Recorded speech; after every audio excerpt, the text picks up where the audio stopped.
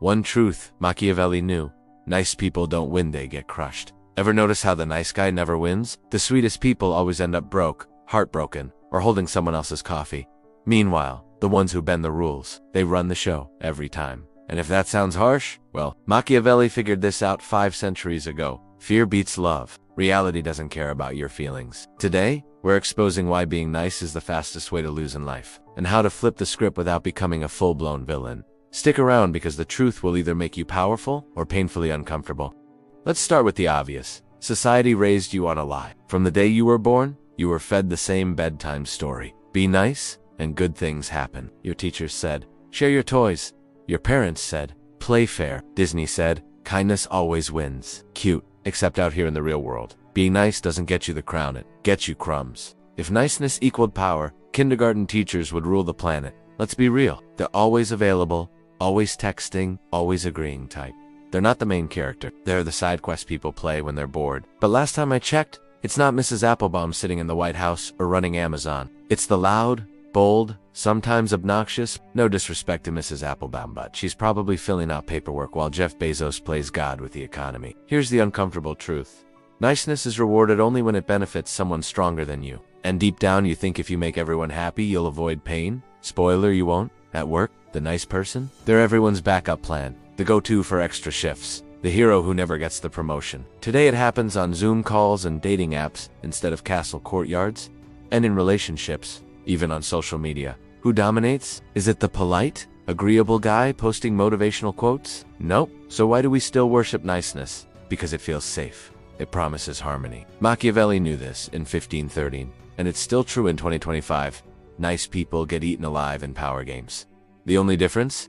And that brings us to the rule that flips everything you believe about power. Machiavelli dropped a truth bomb in The Prince. It is better to be feared than loved, if you cannot be both. At first glance, you're like, wow, dude, chill. But read it again. He's not saying, be a monster. He's saying, when you rely on love alone, you're screwed. Fear makes people think twice before stepping on you. Love is fragile. People love you until you stop giving them what they want. Fear, that lasts. Fear creates boundaries. Now, before you run out and buy a villain cape, let's clear this up.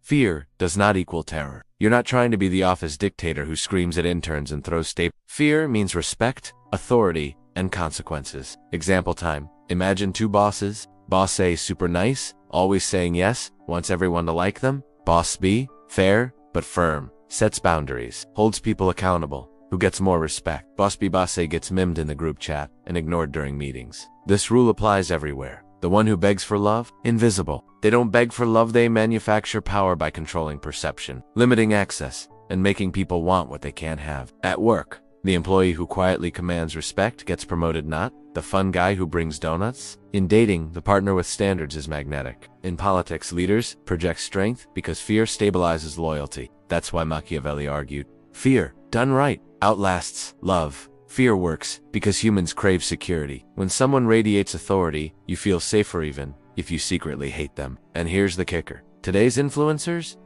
and politicians are basically Machiavelli fanboys in designer suits. If Machiavelli had Twitter, his bio would say, better feared than Ross. So, what does fear look like in 2025? Spoiler, it's not screaming at people. It's something way scarier and quieter. When you think of fear, you might picture screaming bosses, mobsters with baseball bats, or Darth Vader choking people. Mid-sentence, cute image, wrong century. Fear in 2025 isn't loud, it's quiet control. It's confidence, scarcity, and boundaries so solid, they make people hesitate before testing you. Machiavelli would call it subtle intimidation. At work, silent power versus office clown. Employee A, always agreeable, says yes to everything, stays late without asking questions. Employee B, delivers results, speaks up when it matters, sets limits. Who gets promoted? Employee B. Why? Because employee A screams desperation, and desperation kills authority. You know what fear looks like at work? Be the person who calmly says, I can take that project, but here's what I'll need to make it work. That's leverage. In dating, scarcity wins.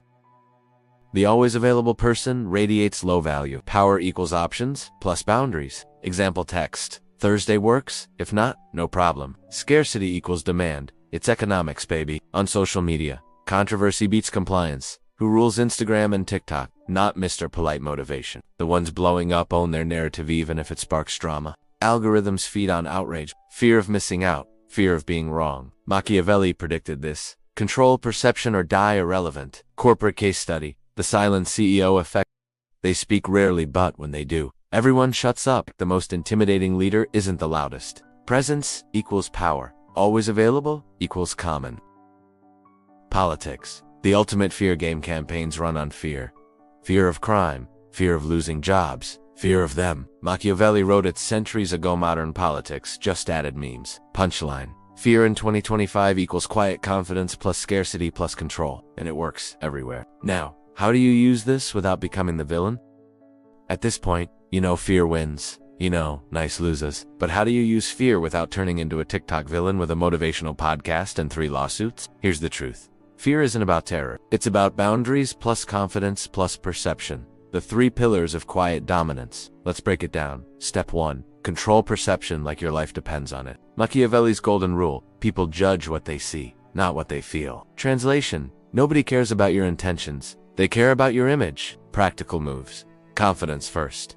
Replace weak phrases like I think or maybe with certainty. Here's the best move and here's why. Dress the role unfair. Yes, real. Absolutely. Your outfit screams before you do. Body language, head high, controlled gestures, no fidgeting like you're waiting for an Uber. Humor punch. If you walk into a meeting looking like you just escaped a Zoom apocalypse, don't expect Machiavelli level respect. Step 2. Strategic mystery. Become predictably unpredictable. Oversharing is the death of power. You don't owe the world a 24/7 live stream of your thought. Mystery creates scarcity, and scarcity equals value. Examples. In business, don't send 5 follow-up emails like you're begging for a date. Make people wait, they'll respect your time more. In dating, stop replying in 0.3 seconds. A little delay builds anticipation. On social media, drop content strategically, not compulsively. The influencer who posts coming soon teases gets more engagement than the one spamming updates like a desperate ex. Machiavelli would call this weaponized curiosity. Step 3. Calculated strength. Pick your public wins when you need to enforce boundaries. Do it calmly, decisively, and visibly. Examples. Work scenario. Boss dumps extra tasks on you. Respondent can take this if we adjust my priorities or review my bonus. Boom. Respect without drama. Relationship scenario. Someone disrespects your time. I value honesty and this isn't working for me. Then walk. Quiet exit equals loud message. Rule. Never lose your temper. Machiavelli said, chaos breeds contempt, calm confidence. That breeds fear disguised as respect. Step 4. Own the frame, never play their game. The person who sets the frame controls the outcome. Don't accept other people's rules. Write them. Example. Instead of asking, is this okay? Say, here's the best way forward. In conflict. Pivot. If they attack, redirect to your advantage. This is why politicians drop shocking headlines mid-scandal. Control the frame, kill the fire. Step 5. Reward loyalty, punish betrayal. Power isn't just fear, it's structure. People need to know loyalty pays, betrayal costs. Publicly praise allies. Quietly ice out the snakes. Never let betrayal slide, or it becomes a trend. Machiavelli warned, injuries should be inflicted once, decisively. Translation. Don't drag drama out, handle it fast, then move on like a boss. Psychology behind all this. Why does this work? Because humans crave certainty. In chaotic times, confidence feels safe, even if they hate you. That's why leaders project strength, even when they're secretly Googling answers under the table. Fear isn't evil. It's security with an edge. And when people sense that edge, they step carefully. That's how you win without yelling gore, begging to be liked. Biggest mistakes to avoid going full villain. Cruelty isn't power, it's weakness in cosplay. You'll get rebellion, not respect, overcompensating, screaming, threatening, or acting tough 24/7. Amateur hour. Power whispers it, doesn't need to shout. Bottom line, you don't need to become Darth Vader, but you do need to stop being everyone's emotional support. Hamster. Respect beats likability. Fear beats love. And if that makes you uncomfortable, congrats, you've just learned why you've been losing. Nice people don't win because the game doesn't reward nice, it rewards power. Fear isn't evil, it's leverage. So, if you're tired of being overlooked, start playing smarter, because someone else already is and they'll happily step on your back to reach the top. Hit subscribe, because next time, we're exposing the tricks that make people obey without even realizing it.